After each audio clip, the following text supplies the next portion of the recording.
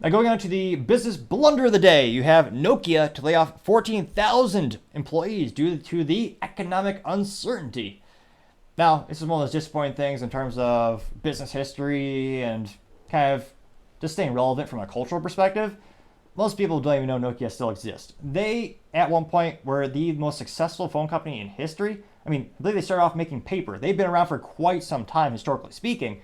Now, they made the Brick, which everyone knows as the most durable phone on the planet. The most popular phone in history is a Nokia by number of units sold. And I don't see that changing anytime soon because every 2 weeks, they have a new iPhone 12, 13, 24. Granted, they're all about the same in terms of they look the same speeds and feeds, maybe a little bit faster. But nevertheless, Nokia was the most successful phone companies in history. People love their Nokia phones. The Matrix, one of the best movies ever. One of the most important pieces of props in the movie is the cell phone, the iconic cell phone that he takes out of the envelope from the delivery driver. He clicks a button and it opens up. To me, that was the coolest thing possible you can get in terms of technology at the time. Of course, no one ever fathomed you'd have color phones and images and videos. Back in the day, that was pretty cool. And lo and behold, they used a couple of Nokia phones in that film franchise. They're things of legend.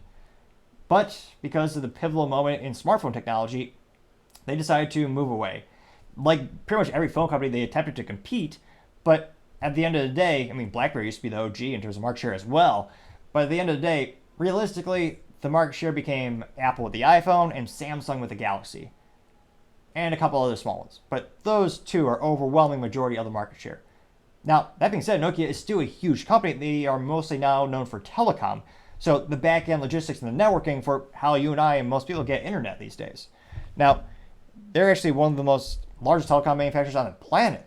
Very similar to Ericsson. Again, Ericsson, people used to know them because they had a partnership with Sony to make a cell phone. I used to have a pretty cool Ericsson flip phone back in the day, or Sony Ericsson design with that collaboration. But again, it's one of the largest companies on the planet, but they make things in the background that you don't really see every day. Now, it looks like when they're asking for commentary, Nokia president and CEO Pekka Lundmark said that he is confident in the, quote, mid to long-term attractiveness of our market, but is less certain about the near future. And he continued to say, quote, cloud computing and AI revolutions will not materialize without significant investment in networks that have massively improved capabilities. However, given the uncertain timing of the market recovery, we are now taking decisive action on 3 levels: strategic, operational, and cost, unquote. Which is very true. It's one of those things where it's one of those fun things in terms of jokes in IT that, only 18 people might notice or understand on this joke. I always tell people there's no such thing as the cloud. It's just someone else's computer. Because it's true, because instead of having your computing power, your images, everything stored locally, you have it in a warehouse somewhere, or we would call it a warehouse, but it's also known as a data center, and you don't own the computer. You're basically renting a little space on there. So security, there's a lot of concerns there. That's a whole industry in and of itself, is cybersecurity for the cloud. But it's one of those things where no matter, it's how I founded my tech company actually, because I knew no matter how much things you put in the cloud, you always have to connect to the cloud and connect to the cloud securely. So in terms of networking, one of the biggest issues that's going to be in the next, I would say, couple decades is going to be the bandwidth. Because, again, there's going to be a lot of capabilities on someone else's computer, aka the cloud, and the more content you get, look at Netflix and all these other streaming services, 4K is becoming more and more popular. It's going to take a lot more bandwidth as well. The more data you're transmitting when you're uploading YouTube videos or downloading videos, this is going to take a lot more bandwidth. So there's a lot of potential in the future. However, as he astutely said, in the short term, we have terrible economic uncertainty. I partially blame the government for being too big and involved in business. That's because there was a time the government was so small, it really didn't affect business. It didn't really matter. Which is why back in the day, no one really cared who the president was. There's just some guy in D.C. or no one really cared because it didn't affect your daily life. Now, every industry is so micromanaged and micro-regulated, and a single swift of a pen, but government could put you out of business. A good case in point would be if you're watching the whole episode, we talked about how Ford might have to pay billions of dollars in fines because of the new mandates for tailpipe emissions, aka the government trying to kill the internal combustion engine, which is why you're seeing more and more EVs produced while not many of them are selling relative to the market. It's like consumers are demanding, they really want it. It's the government forcing it with their hand, or perhaps a better metaphor would be punching them with their fist. Now, with all the uncertainty, you're seeing this with a lot of businesses, that even from my perspective, working in IT, when we work with businesses, a lot of them are concerned about the economy, the election. Of course, geopolitical is a huge thing as well. The whole Middle East being a whole story in and of itself. There's a lot of uncertainty that's stalling certain projects. Many of them are infrastructure.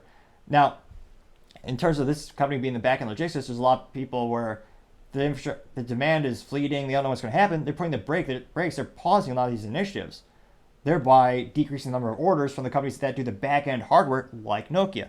Now, they also say that they intend to hack chunks of their expenses, including reducing them by $844 million to $1.27 billion over the course of a 3-year period, with the aim of realizing a operating margin of 14% by 2026.